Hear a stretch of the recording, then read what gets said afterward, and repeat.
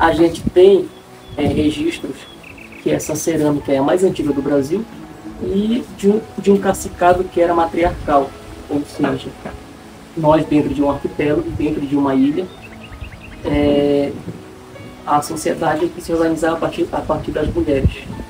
Eles entendiam que essa sociedade se organizava a partir delas por conta de que elas eram mães e a vida se dava a partir delas, saía de dentro do ventre dela o homem. Então, o homem caçava, pescava, construía moradias, mas quem comandava esse território, a política, era a partir das mulheres. A medicina, a filosofia, tudo, quem construía eram as mulheres, inclusive a própria cerâmica.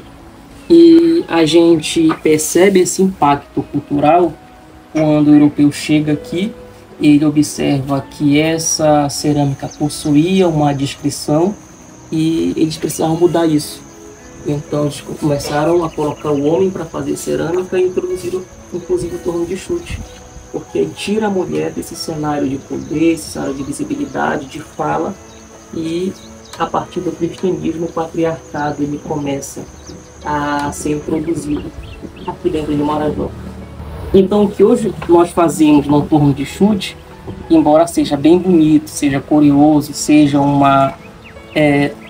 o torno ele seja uma máquina rudimentar, a gente entende e conhece que ele veio para dentro de Marajó para causar um impacto cultural e para tirar essas mulheres que estavam aqui e que dominavam os campos de Marajó.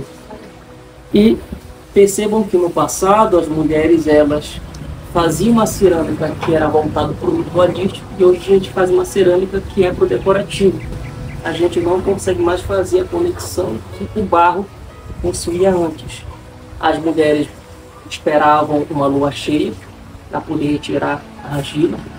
Elas entendiam que quando a luz da lua clareava as águas, as energias negativas se afastavam, então elas poderiam descer para colher. E aí com certeza eram cantando, rezando, retirando essa argila. Modelavam uma peça sem preocupação com o tempo, porque não era capitalista, não era comercial, era ritualístico. E quando se tinha uma lua nova, elas iriam queimar a peça.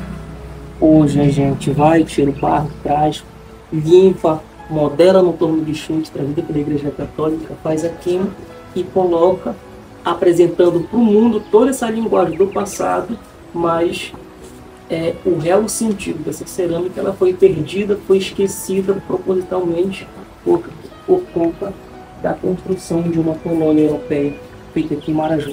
Aí hoje, os homens, em sua maioria, eles lideram esses espaços, mas a gente não consegue chegar na perfeição que elas faziam, com toda a paciência, com toda a delicadeza, que era a cerâmica ancestral espalhada por todo o mundo, onde a gente encontra mais cerâmica fora do Marajó do que dentro do Marajó.